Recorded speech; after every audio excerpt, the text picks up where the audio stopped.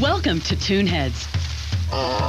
Tonight, we take a look at Warner Brothers' first true cartoon star, the early career of Porky Pig. Before Porky burst onto the scene in the mid-1930s, Warner Brothers had experienced minor success with several cartoon characters, from Foxy to Bosco to Buddy. But it wasn't until Friz Freleng created a cartoon about a classroom of barnyard animals that this stuttering pig took center stage. Hardly a man is now alive.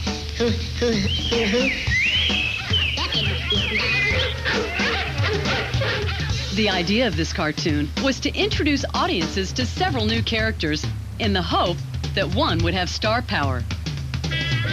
At first, Warner Brothers experimented with Beans the cat. Then, Leon Schlesinger's newest animation director decided to team up Porky and Beans in his very first Warner Brothers cartoon. The cartoon was entitled Gold Diggers of 49, and the young director was Tex Avery. This was Porky's first cartoon after his debut in I Haven't Got a Hat. And now, Gold Diggers of 49.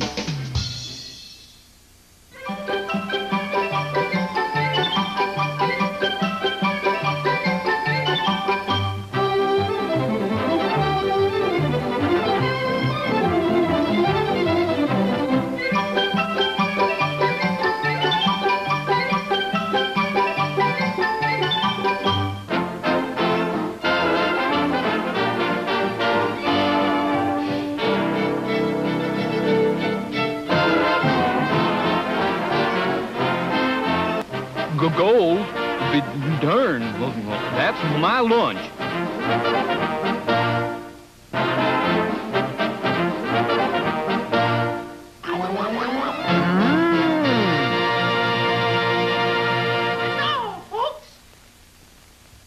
Now it's time for Toonheads Trivia. Who gave Porky Pig his name? That's my son, Porky. And where did the name come from? We'll have the answer when Toonheads returns in just a moment. Welcome back to Toonheads Trivia. Who gave Porky Pig his name? We will now open our exercises with the recitation by our little friend, Porky Pig. And where did the name come from? One ice cream soda, please. When Friz Freleng was a boy growing up in Kansas City, there were two chubby brothers who lived in his neighborhood. One was nicknamed Porky and the other Piggy. When Friz needed to think up a name for his newest cartoon character, he immediately thought of his childhood friends. And now, Porky Pig's first starring role Loyal, Penny. in the cartoon, The Blowout.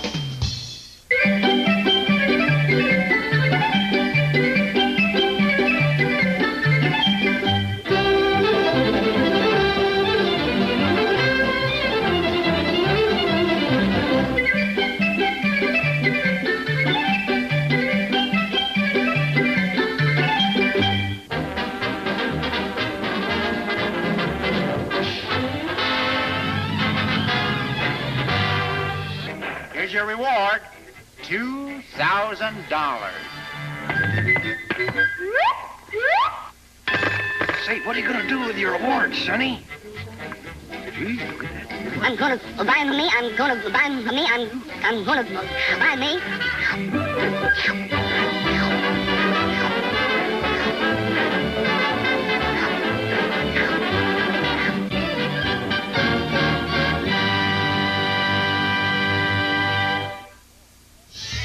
7 years after directing The Blowout, Tex Avery would reuse the cartoon's theme Fun, isn't it? for his MGM cartoon, Dumbhounded. Tex replaced Porky with Droopy. Thank you, sir. And now, the last time Porky was teamed up with Beans. The cartoon was called Westward Woe.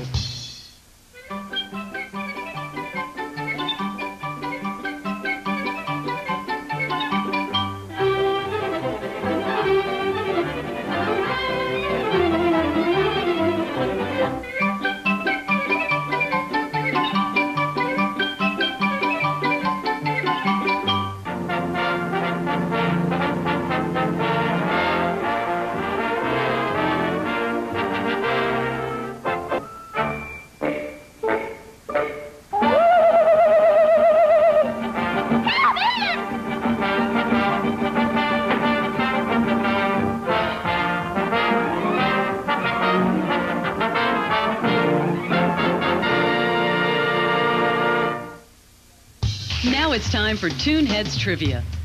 Who is the original voice of Porky Pig? You can't do this to me. And what was so unusual about his voice? Oh, boy. Real rain. Find out when Toonheads returns in just a moment. Welcome back to Toonheads Trivia. Who was the original voice of Porky Pig? And what was so unusual about his voice? Oh, still, Benny. I'll get you out. The man who originally created the voice of Porky Pig was Joe Doherty. We're going to be the big shots. Doherty actually was a stutterer and often could not read the script properly. Freeling was worried that if Jack Warner discovered how much film he had been wasting, You can't do this to me. he would be fired on the spot. It was clear Porky needed a new voice, but who? The answer came during the making of the cartoon, Picador Porky. There was a singing drunk in the cartoon, so Tex Avery hired a young radio talent by the name of Mel Blanc to create the voice of the inebriated crooner. Mel quickly proved he could handle the voice of Porky Pig, as well as many other cartoon characters. Quick, tell me, where's he live? What's he like? Where'd he go? Which way? That way! And now, the last Joe Doherty Porky Pig cartoon. Director Frank Tashlin's Porky's Romance.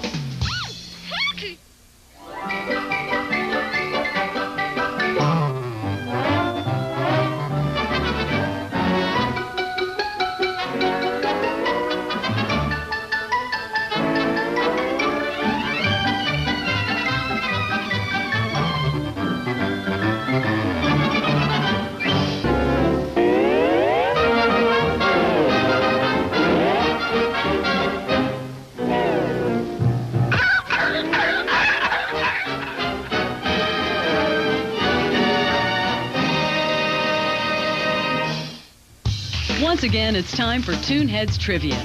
Can you name the first Mel Blanc voiced Porky Pig cartoon? There's something fishy about that. We'll have the answer when Toonheads returns in just a moment. Welcome back to Toonheads Trivia.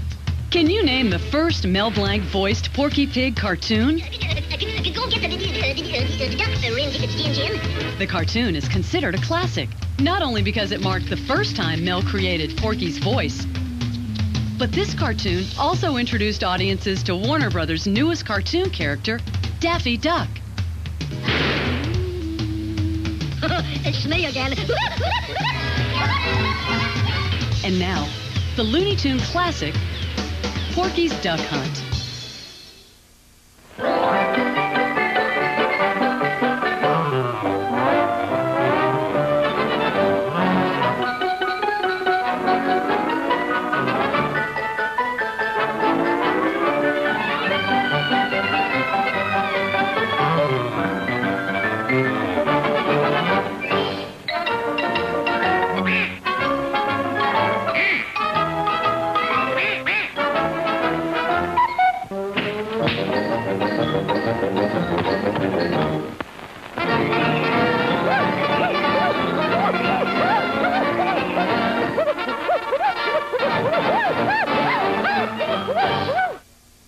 Watch these and other great cartoons on the Acme Hour, right here on Cartoon Network.